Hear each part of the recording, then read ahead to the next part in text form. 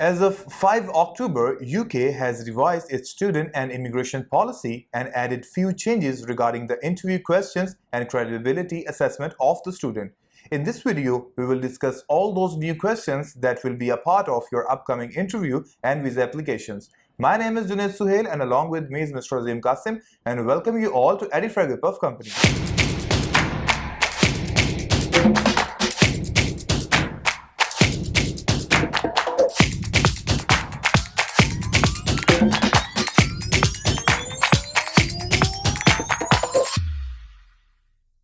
अस्सलामुअलैकुम, नमस्ते, आदाब, सत श्री अकाल। आज के इस वीडियो में हम आपको खुशामदीद कहते हैं और आज के वीडियो बहुत ही ज़्यादा इंपॉर्टेंट है। जैसा कि आप लोग पहले से जानते हैं कि एडिफाई ग्रुप ऑफ कंपनीज हमेशा से आपके लिए लेटेस्ट इन्फॉर्मेशन, लेटेस्ट चीज़ें लेकर आता है जिससे आपको पता लग सके कि बाहर के ममालिक में रिगार्डिंग स्टडी और इमिग्रेशन पॉलिसीज उनकी क्या क्या अमेंड हो रही है, किस तरह से स्टूडेंट्स के लिए न्यू रिक्वायरमेंट्स आ रही हैं और क्या क्या उनको करना चाहिए, किस तरह से अपने प्रोसेस को लेकर चलना चाहिए। तो एडिफाई हमेशा से आप लोगों की जो ज़रूरियात है उनको प्रायोरिटी पर रखते हुए आपको न्यू इन्फॉर्मेशन से आगाह करता रहता है। इसी सिलसिले में हमने आज की जो वीडियो है उसका टॉपिक हमने चूज किया है कि जो यूके के न्यू पॉलिसीज आई हैं 5 अक्टूबर से बाद से क्या क्या चेंजेस आई हैं, उसके अंदर इंटरव्यू के अंदर उन्होंने कौन कौन सी न्यू चीज़ें ऐड की हैं। जैसे कि आप पहले भी जानते हैं कि एडिफाई ने अब तक अगर जिन मैं आपको बताऊं तो 25,000 से ज्यादा जो लोग हैं हमारी वो वीडियो देख चुके हैं और अपने इंटरव्यूज को क्लियर कर चुके हैं। तो हमने वो वीडियो जो पहले भी बनाई थी वो इसी मकसद से बनाई थी कि काफी सारे लोगों को इन्फॉर्मेशन नहीं मिल पाती रिलेटेड अपने इंटरव्यू के, किस तरह से कौन कौन से क्वेश्चन पूछे जाएंगे, एंटिसिपेटेड नहीं कर पाते एंटिसिपेट पहले से। तो वो वीडियो आप लोगों को हेल्प आउट करने के लिए थे, उसका लिंक हम इस वीडियो में भी अटैच कर देंगे क्योंकि ये जो न्यू क्वेश्चन इसके अंदर ऐड हुए हैं वो माइनर चेंजेस के साथ हैं। बाकी क्वेश्चन सारे वही हैं लेकिन वो थोड़ा सा टेक्निकल आप समझें कि उसको थोड़ा सा चेंज किया गया है। तो उस वीडियो के अंदर हमने ऑलमोस्ट हर एरिया को कवर किया था ऑलरेडी और अल्हम्दुलिल्लाह एडिफाई ग्रुप ऑफ कंपनीज ने अब तक 25,000 से ज्यादा जो लोग हैं उनको इस क्रेडिबिलिटी इंटरव्यू के लिए हेल्प आउट किया है। हमारे जो लोग हमें इंडिया से प्यार भेजते हैं, बांग्लादेश से, नेपाल से, सऊदी अरब से, बहुत सारे क्लाइंट्स हमारे वर्ल्ड वाइड हैं और जो इस वीडियो से मुस्तफीद हुए हैं। तो उसी सिलसिले में आज की ये वीडियो जो है हमारी, हम इसका आगाज करते हैं। और सबसे पहले मैं अजीम साहब से पूछूंगा कि ये जो हमारे पहले ही एडिट जो क्वेश्चन थे जो उनको अब उन्होंने थोड़ा सा चेंज किया, मॉडिफिकेशंस क्या क्या हुई हैं उसके अंदर? जुनेद, कुछ क्वेश्चंस ऐसे हैं जो हम लोग प्रीवियस वीडियो में ऐड कर चुके हैं, जैसे कोर्सेज की बात करें, यूनिवर्सिटी की फैसिलिटीज़ की बात करें। लेकिन अभी जो करंटली इंटरव्यूज़ हुए हैं सितंबर इनटेक के ख़ास तौर पे, उसमें उन्होंने कुछ इन डेप्थ जाके जो है ना उन चीज़ों को जो है ना कहते हैं बच्चों से पूछा है और प्लस काफ़ी चीज़ें ऐसी हैं जो उन्होंने नई भी ऐड की हैं। तो सबसे पहले तो बात करते हैं कि जो प्रीवियस क्वेश्चंस जो हम ऑलरेडी उस वीडियो में ऐड कर चुके हैं उनको उन्होंने जो है ना वो कैसे एक्सटेंड किया है और उन्होंने क्या ऐड किया। सबसे पहले जो क्वेश्चन जिन्हें आपने भी नोट किया होगा कि उन्होंने जो why did you choose this university, उसको उन्होंने थोड़ा सा इन डेप्थ जो है ना पूछना शुरू कर दिया। उस यूनिवर्सिटी की फैसिलिटीज़ क्या हैं, उस यूनिवर्सिटीज़ में रूम्स कितने हैं, उसकी यूनिवर्सिटी की सराउंडिंग्स में बिल्डिंग्स कौन कौन सी हैं, उस यूनिवर्सिटी के पास बस स्टॉप है कि नहीं है। तो चूंकि अब तमाम जो यूनिवर्सिटीज़ हैं, आपको पता है कि गो ग्रीन की एक वो बड़ी फेमस एक वो ऑल ओवर द ग्लोब जो है ना वो एक वो मार्केटिंग चल रही है, उसकी वजह से काफ़ी यूनिवर्सिटी जो है ना अपना वो मटेरियल पब्लिश करना बंद कर दिया, सारा कुछ ऑनलाइन शिफ्ट कर दिया। और जब से ऑनलाइन शिफ्ट हुआ है तब से हमने देखा है कि इवन के यूनिवर्सिटीज़ ने अपने 360 वीडियो मैप्स अपलोड कर दिए हैं। आप गूगल मैप से जाकर यूनिवर्सिटीज़ की लोकेशन देख सकते हैं। उसी चीज़ को मद्देनजर रखते हुए यूनिवर्सिटीज़ ने ये चीज़ें, जो इंटरव्यूर है, जो कहते हैं होम ऑफिस में जो वीज़ा ऑफिसर है, वो चीज़ें आज बच्चों से पूछ रहे हैं कि जो यूनिवर्सिटी आपने चूज़ की है उसकी कैंपस किस तरह का है, उसके कैंपस के सामने कौन सी बिल्डिंग है, उसके क्या उस रोड पे क्या क्या फैसिलिटीज़ अवेलेबल हैं, पास में कोई हॉस्पिटल है, पास में कोई सिनेमा हॉल है, बस स्टॉप कितनी दूर है उस यूनिवर्सिटी से, वहाँ पे उस यूनिवर्सिटी से दूर ग्रोसरी शॉप्स कितनी दूर हैं, और फिर उस यूनिवर्सिटी के अंदर कौन कौन सी फैसिलिटीज़ हैं। जैसे कि जो जेनेरिक जो होती हैं, क्या नाम उसका, ये आप कह लें कि फैसिलिटीज़ वो तो सभी यूनिवर्सिटीज़ में होती हैं, लाइब्रेरी वगैरह, इस चीज़ को एक्सप्लोर ना किया करें। आप देखें कि उसके अलावा कौन सी फैसिलिटीज़ है जो आपको बाकी यूनिवर्सिटीज़ ऑफर नहीं। जैसे प्रो बोनो सेंटर्स होते हैं, कोई आपके क्या नाम उसका लैब्स होती हैं जो आपके कोर्स से रेलिवेंट है, उसको देखा करें। और प्लस अकोमोडेशन की वहाँ पे क्या क्या फैसिलिटीज़ हैं, और स्टूडेंट्स यूनियन जो है वहाँ पे कौन कौन सी यूनिवर्सिटी में अवेलेबल है। तो अब आपसे रिक्वेस्ट ये है कि अब आपने जब भी अपनी यूनिवर्सिटी को सर्च करना है, जिस यूनिवर्सिटी को आपने चूज़ किया है, तो उसको आपने इन डेप्थ स्टडी करना है उस यूनिवर्सिटी को। इवन के वो क्या नाम उसका, कैंपस कितने हैं आपके यूनिवर्सिटी के, एंट्रेंस कौन कौन सी है, इस तरह के जो है ना वो क्वेश्चन अब मजीद ऐड ऑन किए हैं उन्होंने उस क्वेश्चन को लेकर। तो सब एक सेकंड क्वेश्चन जो हमने डिस्कस भी किए हैं काफ़ी ज़्यादा बच्चों के रिक्वेस्ट के ऊपर, और जो जो क्वेश्चनिंग हमने आज इस इनटेक में नोट किया, क्योंकि सितंबर इनटेक माशाल्लाह से बहुत ही अच्छा हमारा सितंबर इनटेक रहा है, तो उसमें हमने जो चीज़ें एक्सपीरियंस की हैं जो आने वाली इनटेक के अंदर बच्चों से पूछी जा सकती है, उसमें एक जो क्वेश्चन मैंने नोट किया वो ये है कि जो कोर्स के बारे में जो इन्फॉर्मेशन थी पहले, उसके अंदर भी थोड़ी सी मॉडिफिकेशन आएंगे। वो अब कोर्स से रिलेटेड ऐसी इन डेप्थ चीज़ें कौन सी पूछ रहे हैं जो स्टूडेंट्स को पता होनी चाहिए? देखें जुनेद, सबसे पहले मैं यहाँ पे एक चीज़ ऐड करता हूँ कि ऐसी कोई भी इंफॉर्मेशन, ऐसा कोई भी क्वेश्चन वो आपसे नहीं करेंगे जो ऑनलाइन वेबसाइट के ऊपर पब्लिश ना हो। अगर वो आपसे कोई क्वेश्चन कर रहा है, इट मीन्स कि उसने यूनिवर्सिटी की साइट को पढ़ा हुआ है, उसने उस कोर्स को पढ़ा हुआ है और उसको पता है कि यहाँ पे क्या क्या फैसिलिटीज़ हैं, उस कोर्स में क्या क्या बेनिफिट्स है, फिर ही वो आपसे वो क्वेश्चन कर रहा है। तो आप आगे से ब्लैंक नहीं हो सकते कि ये मुझे इन्फॉर्मेशन मिली नहीं। अगर उसने कोई क्वेश्चन किया आपसे, इट मीन्स कि उसको पता है कि वहाँ पे ये डाटा पब्लिश्ड है। कोर्स के बारे में आपको पता होना चाहिए कि आपकी कोर्स की रैंकिंग क्या है। अब दो तरह की रैंकिंग्स होती हैं, एक होती है यूनिवर्सिटी की ओवरऑल रैंकिंग। जैसे अगर मैं बात करूँ यूनिवर्सिटी ऑफ धर्म की, यूनिवर्सिटी ऑफ धर्म जो है ना वो 9th के 10th नंबर पर रैंक करती है अकॉर्डिंग टू जो गार्डियन यूनिवर्सिटी गाइड है। आगे पीछे हो सकती है, I am not quite sure right now. लेकिन जो उसकी इंग्लिश लिटरेचर की डिग्री है वो इस टाइम टॉप पे है, नंबर 1 पे है यूके के अंदर गार्डियन यूनिवर्सिटी गाइड के मुताबिक। अब वो आपसे ये पूछ सकता है कि आपकी यूनिवर्सिटी की रैंकिंग क्या है, और अगर आप लेट्स सपोज आप बैचलर्स इन इंग्लिश लिटरेचर करने जा रहे हैं, उस कोर्स की रैंकिंग क्या है यूके के अंदर। तो आपको दोनों पता होनी चाहिए कि जो मेरा कोर्स पढ़ने जा रहा हूँ, लेट्स सपोज आप एमबीए करने जा रहे हैं, आपकी जो यूनिवर्सिटी का एमबीए प्रोग्राम है वो कितने कितने नंबर पर रैंक करता है। यानी कि आप लेट्स सपोज आप कहते हैं जी मैं कवेंट्री यूनिवर्सिटी से या मैं शेफील्ड हार्लम से जो है ना वो करने जा रहा हूँ, एमबीए करने जा रहा हूँ, तो वो आपसे पूछ सकता है कि आपका जो शेफील्ड हार्लम का एमबीए है उसकी क्या रैंकिंग है यूके के अंदर। एक तो ये चीज़ जो है ना आपसे वो इन डेप्थ वो पूछते हैं कि आपकी कोर्स की रैंकिंग, मैं बार बार बता रहा हूँ कि कोर्स की रैंकिंग प्लस कोर्सेज के मॉड्यूल्स हो गए आपके। और एक और चीज़, आपके कोर्स से रेलिवेंट, लेट्स सपोज आप डाटा साइंस करने जा रहे हैं, डाटा साइंस से रेलिवेंट आपकी यूनिवर्सिटी आपको क्या फैसिलिटीज दे रही है। एक होती है जेनेरिक फैसिलिटीज के, मतलब कि यूनिवर्सिटी के पास प्रो बोनो सेंटर है, यूनिवर्सिटी के पास लाइब्रेरीज हैं, यूनिवर्सिटीज के पास आप कह लें कि स्टूडेंट्स यूनियन है, ऑल दैट स्टफ, लैब्स हैं।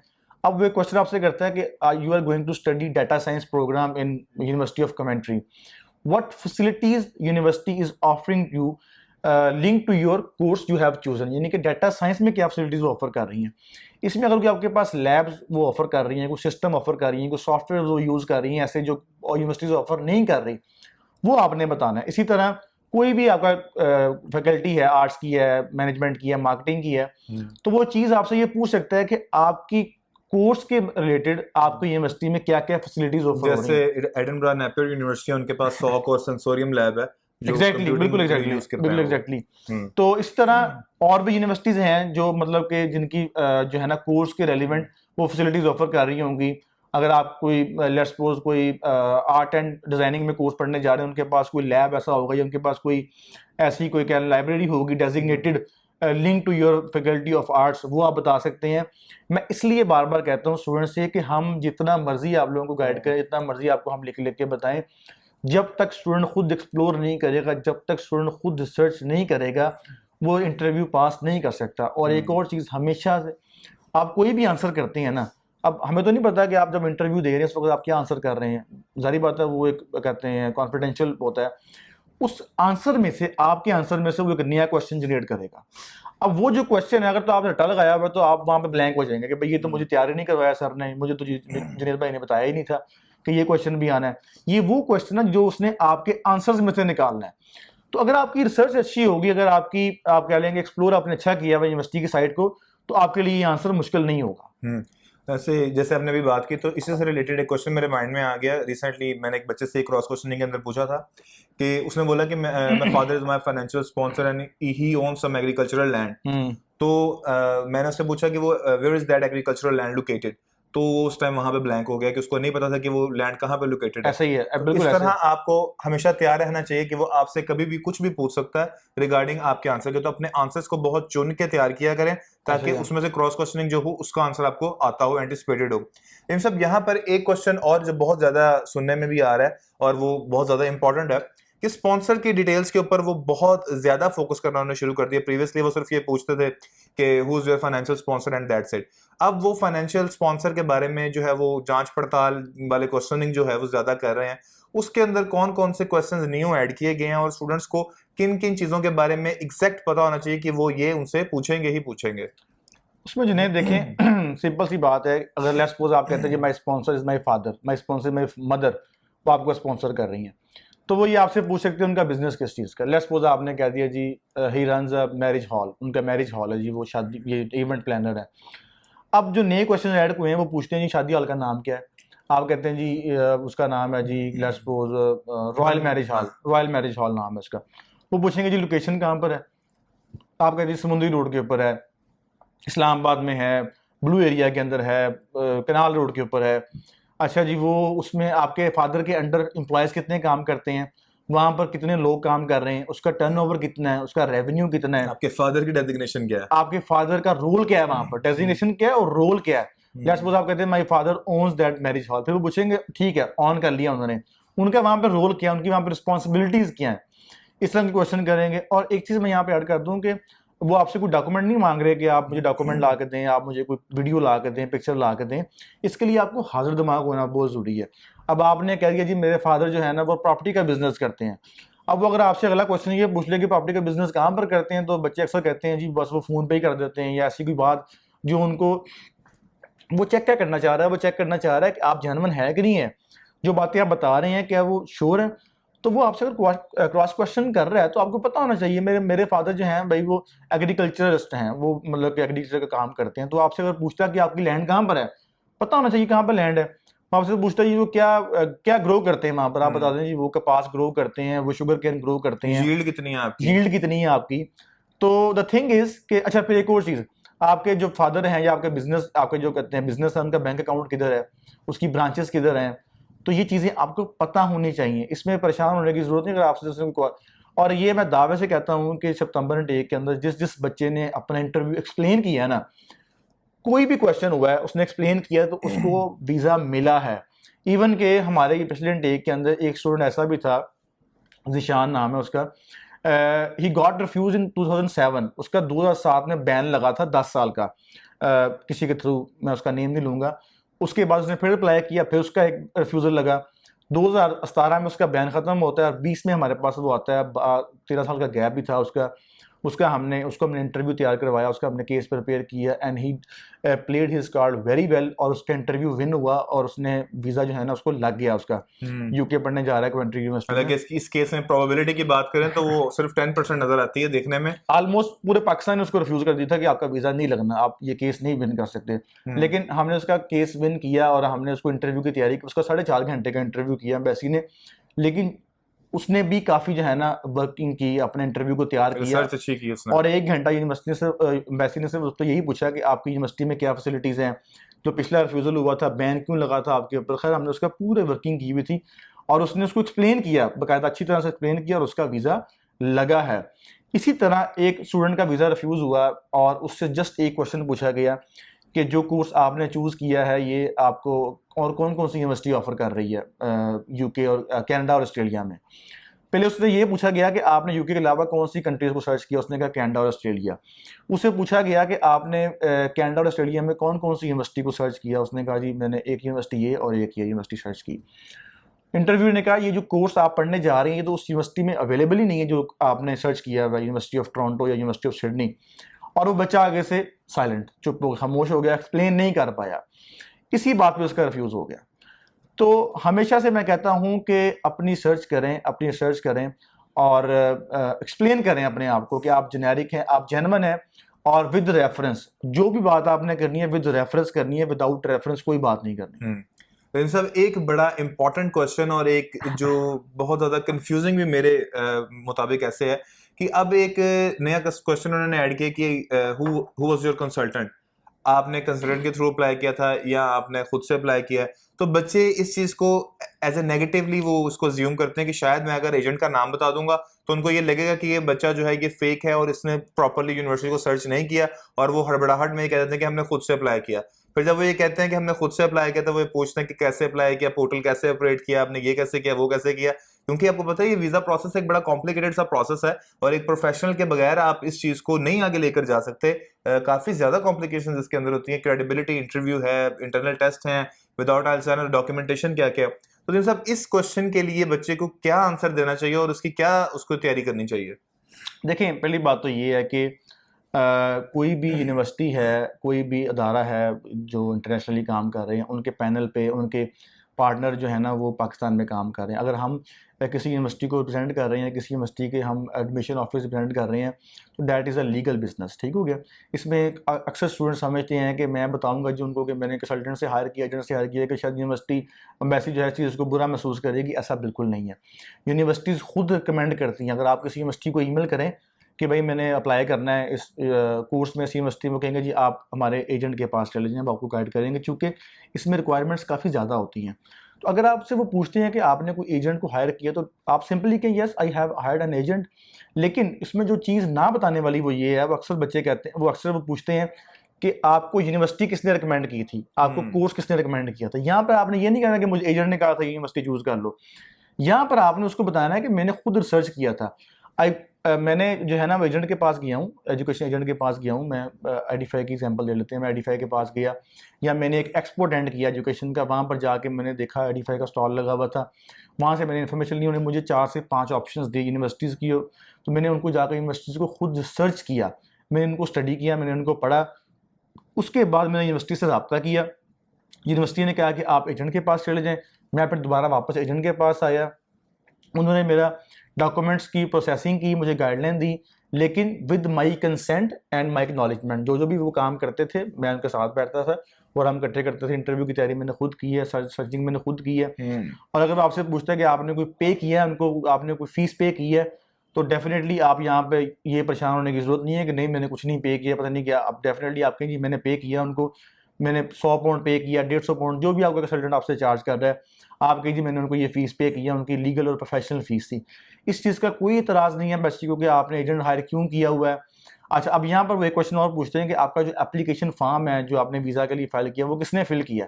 तो यहाँ पर भी आप सिंपल कह सकते हैं कि मेरे एजेंट ने, जो मैंने जिनको हायर किया था, उन्होंने फॉर्म फिल किया। उन्होंने मुझे रिव्यू करवाया ये वाला फॉर्म। मैंने वो फॉर्म को रिव्यू किया, उसमें कोई 2-4 मिस्टेक्स थी, मैंने उनको वापस बताया कि भाई ये चीज़ चेंजेस करें। फिर मैंने उनको एक्नॉलेज किया, मैंने उनको कंसेंट दी कि आप उसको सबमिट कर सकते हैं ऑन माई बिहाफ। फिर उन्होंने उसको सबमिट किया।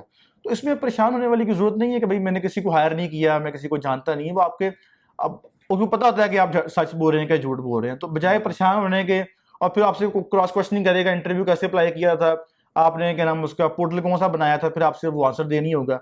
तो सिंपली उसे कहें जी मैंने हायर किया, ये उसकी चार्जेस ये मैंने दिए हैं, ये उनका नाम है, ये उनका ऑफिस है, ये उनकी ब्रांच है, दैट्स इट। अच्छा, अब व्यूअर्स मैं आपको यहाँ पर एक और जो नया क्वेश्चन जिसको आप समझ सकते हैं ऐड ही हुआ है इसके अंदर। जैसे कि प्रीवियसली हम लोग ये जानते हैं कि यूके ने अपने जो पॉइंट बेस्ड सिस्टम है उसको थोड़ा सा चेंज कर दिया। टियर 4 स्टूडेंट वीज़ा कहते थे इसको, अब वो ख़त्म हो गया हुआ है। अब सिंपल इसका नाम स्टूडेंट वीज़ा है। और सिंपल स्टूडेंट वीज़ा के अंदर उन्होंने कैश के पॉइंट्स और लैंग्वेज के पॉइंट्स और बैंक स्टेटमेंट के पॉइंट्स थोड़े से बढ़ा दिए हैं। पहले टोटल 40 पॉइंट्स होते थे, अब उन्होंने जो है 70 पॉइंट्स कर दिए टोटल। 70 कर दी। तो उसके अंदर अब लैंग्वेज के भी 10 पॉइंट उन्होंने ऐड कर दिए हैं और बहुत सारे स्टूडेंट्स को ये लगता है कि लैंग्वेज जो है वो कंपलसरी पार्ट अब बन गया, आइल्स के बगैर वो नहीं जा सकते। और ऐसा बिल्कुल नहीं है। वो जो लैंग्वेज के पॉइंट है उनको किस तरह से आपने देखना है और किस तरह से एम्बेसी उसको देखती है और किस तरह से आपसे उस बारे में क्वेश्चन करेगी, इस बारे में हम जिन साहब से पूछना। जिन साहब ये बताइएगा कि ये जो न्यू क्वेश्चन है ऐड किया कि how university has assessed your English language skills, इसका क्या आंसर है और इसकी क्या बुनियाद है? देखिए जुनेद, पॉलिसीज चेंज होने के बाद 10 पॉइंट ऐड हुए इंग्लिश लैंग्वेज के। 50 पॉइंट का कैश लेटर हो गया जो कि प्रीवियसली 30 पॉइंट्स का था। 10 पॉइंट बैंक स्टेटमेंट्स के थे, वो एज इट इज़ वैसे ही हैं। 10 पॉइंट ऐड हुए इंग्लिश लैंग्वेज के। अब यहाँ पर यूनिवर्सिटी कहते एम्बेसी ये क्वेश्चन करती है how institute has assessed your English language. अब वो आपसे आइल्स का नहीं पूछ रही कि क्या आपने आइल्स किया है। अब यहाँ पर बच्चे कंफ्यूज हो रहे हैं कि पता नहीं मैंने तो आइल्स किया नहीं था, उसने मुझसे पूछ लिया इंग्लिश लैंग्वेज।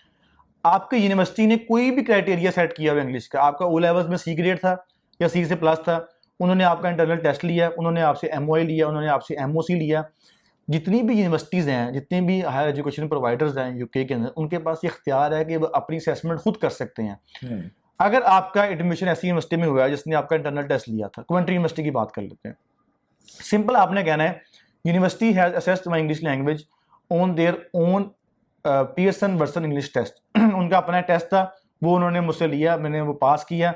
उसके ऊपर उन्होंने मुझे असेस किया और मुझे 10 पॉइंट मिले। अगर आपका ओ लेवल्स में सी ग्रेड था तो आप सिंपल कह दें कि भाई मेरा ओ लेवल्स में, चूंकि मेरा IGCSE के अंदर ओ लेवल इंग्लिश में मेरा सी ग्रेड था या बी ग्रेड था, यूनिवर्सिटी ने मुझे जो है ना वो उसके ऊपर असेस किया, आपको 10 पॉइंट मिल जाएंगे। अब अगर आपने IELTS नहीं किया हुआ तो इसका मतलब ये नहीं कि 10 पॉइंट नहीं मिलेंगे आपको। कोई भी ऐसा वे आउट जो आपको यूनिवर्सिटी ने अडॉप्ट किया है आपके वो लैंग्वेज असेस करने के लिए, आपने वो बताना है इंटरव्यू के अंदर, दैट्स इट। इसमें कोई परेशान होने वाली बात नहीं है, और ना ही ये कि भाई अब इसके बगैर होगा नहीं, ये भी गलत बात है। आज के बगैर अभी भी एप्लीकेशन जा रही हैं, जो भी क्राइटेरिया यूनिवर्सिटी ने सेट किया हुआ है उसके ऊपर एम्बेसी उसको एक्नॉलेज करती है, लेकिन स्टूडेंट को पता होना चाहिए कि मेरी असेसमेंट किस बेस पे हुई, IELTS पे हुई है, ओ लेवल्स पे हुई है, वेब पे हुई है, CUET जिस पे भी हुई है, आपको पता होना चाहिए। और अगर आप ये जानना चाहते हैं कि इसके अलावा दुनिया में कौन कौन से IELTS के अलावा टेस्ट जो है एक्सेप्टेबल हैं, तो उसके ऊपर हमने एक डिसिप्लिन थ्योरी भी बनाई हुई है और जो ऑलरेडी हमारे यूट्यूब चैनल के ऊपर पड़ी हुई है, आप उस वीडियो को देख सकते हैं। उसके अंदर बहुत सारे ऐसे टेस्ट और हैं जो कि दुनिया में एक्सेप्टेबल हैं, और आप इस माइंडसेट से निकल आएं और इस चीज़ को छोड़ दें कि IELTS के बगैर दुनिया में बाहर जाना पॉसिबल नहीं है। जैसा कि आप लोग सब जानते हैं कि हमारी सारी जो कम्युनिकेशन है यूनिवर्सिटीज की बुक्स की, हम पढ़ते ही इंग्लिश के अंदर है, and they already know that is the reason कि वो आपको अलाउ कर रहे हैं कि आप विदाउट IELTS जा सकें। और अगर आपको इस चीज में कोई कंफ्यूजन है तो आप उस वीडियो को लाजमी देखिएगा, आपकी जो माइंड की थोड़ी सी कंफ्यूजन है वो क्लियर हो जाएगी। अच्छा जिन साहब, अब यहाँ पर एक क्वेश्चन जो उन्होंने एक्सटेंड किया है पहले से, पहले वो फ्यूचर प्लान्स के बारे में कि आप वापस आकर क्या करेंगे, तो वो सिंपली बच्चे आंसर करते थे कि मैंने कंपनी शॉर्टलिस्ट किया and I will do this and that. तो अब उसके अंदर जो उन्होंने मजीद एक्सटेंशन या मॉडिफिकेशन की है वो क्या है और उसका क्या आंसर देना चाहिए? जिन फ्यूचर प्लान्स का एक तो उन्होंने टाइमलाइन ऐड की है कि वापस आके डिग्री के बाद आप एज अ क्या जॉब स्टार्ट करेंगे, या अगर आप जॉब ऑलरेडी कर रहे हैं तो वापस आके क्या पोजीशन होगी। और टाइमलाइन से मुराद मेरा ये है कि 3 साल बाद क्या होगी, 4 साल बाद क्या होगी, 10 साल बाद क्या होगी, विद योर सैलरी। यानी कि वापस आऊँगा तो मेरी जॉब होगी as an assistant accountant, let's suppose 3 साल के बाद आपकी क्या पोजीशन होगी, आप तब सीनियर अकाउंटेंट होंगे। फिर 5 साल के बाद आपकी क्या पोजीशन होगी, आप फुल अकाउंटेंट होंगे। आप स्टार्ट करेंगे ऑपरेशन से, आप जाएंगे मैनेजरियल लेवल पे, फिर आप जाएंगे स्ट्रेटेजिक लेवल के ऊपर। तो आपने अपनी पूरी टाइमलाइन बतानी है till the end of your, जो आप जिसे पीक कहते हैं अपने करियर का, वो बताना है कि मैं भाई ये मेरा गोल है, मैं यहाँ पर जाकर जो है ना मेरा पीक होगा करियर का, और ये डिग्री मुझे ऐसे हेल्प करेगी। और हर पोजीशन पे आपकी क्या सैलरी होगी, क्या आपके बेनिफिट्स होंगे, वो बताने हैं आपने।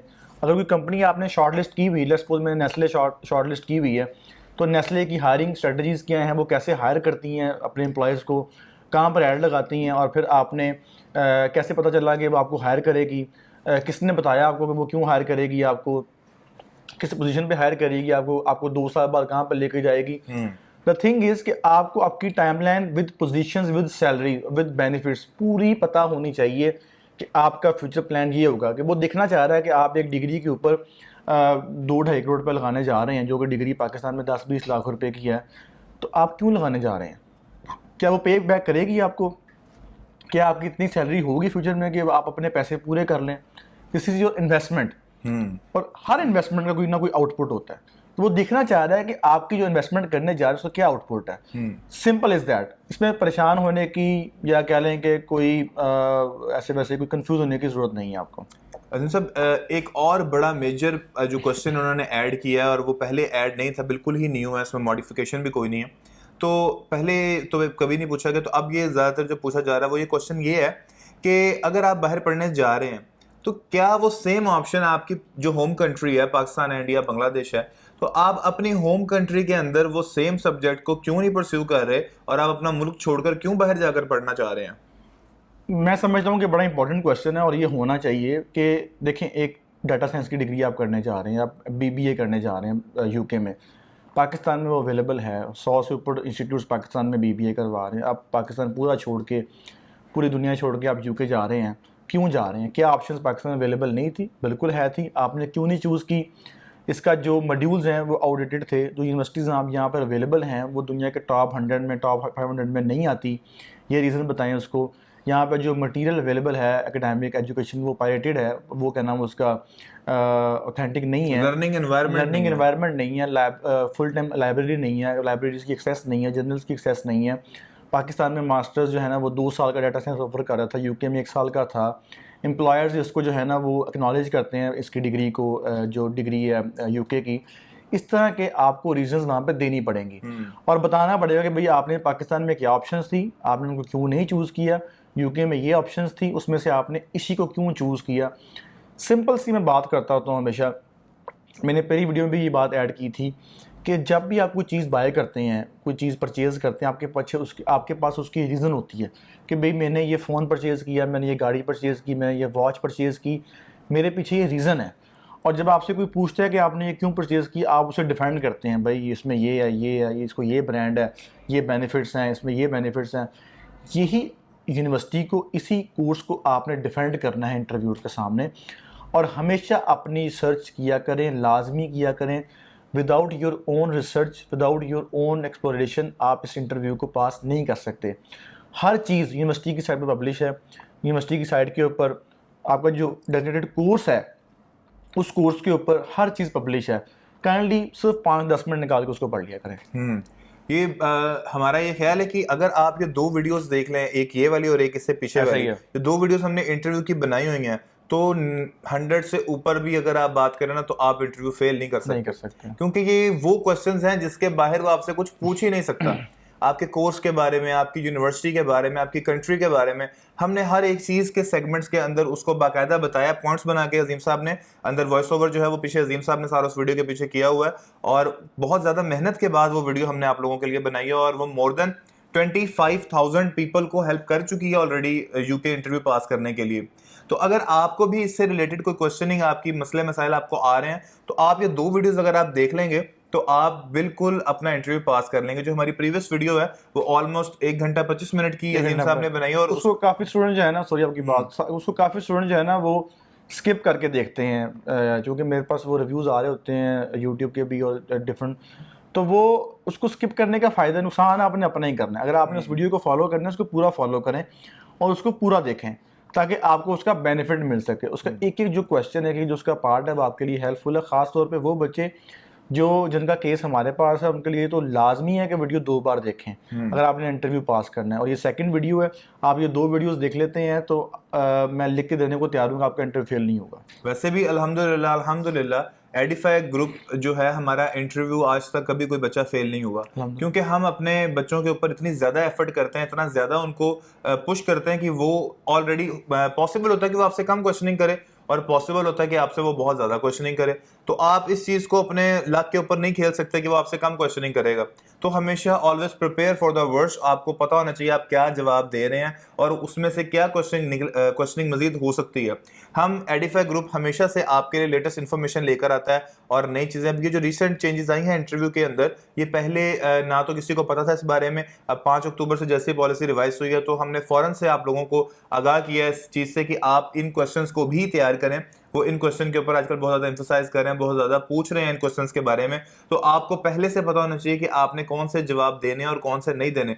तो हमेशा अपनी रिसर्च के ऊपर जो है वो आप फोकस करें। जो भी आंसर कर रहे हैं उसके फैक्ट्स एंड फिगर्स आपको पता होने चाहिए। कोर्स के बारे में है वो आप यूनिवर्सिटी का साइट लिंक ओपन करेंगे, उसके ऊपर सारी डिटेल्स होती हैं कि why are you choosing this course, how you will be assessed, और सारी इन्फॉर्मेशन उसके ऊपर। आप अगर एक बार वेबसाइट के ऊपर 5-10 मिनट या घंटा लगा लेंगे तो आपको यूनिवर्सिटी के बारे में मजीद जानने की आपको कोई चीज़ की जो है वो नहीं रहेगी।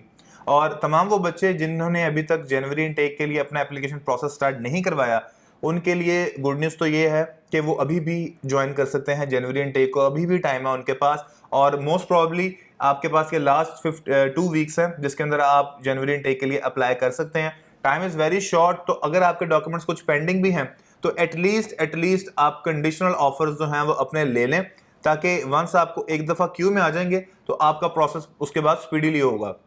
तो अगर आपको हमारी ये वीडियो पसंद आई है, इसे लाइक कीजिएगा, सब्सक्राइब कीजिएगा और जितना हो सके अपने दोस्तों के साथ शेयर कीजिएगा। और ये वीडियो शेयर करना वैसे भी एक नेकी होगी आपके लिए कि जो बच्चा अभी बाहर जा रहा है उसको ये वीडियो बहुत ज़्यादा हेल्प करने वाली है। और ये क्वेश्चंस जो हैं हम आपको लिख कर देने को तैयार हैं कि ये पूछेंगे ही पूछेंगे वो आपसे, तो आप इन क्वेश्चंस को प्रिपेयर कीजिएगा।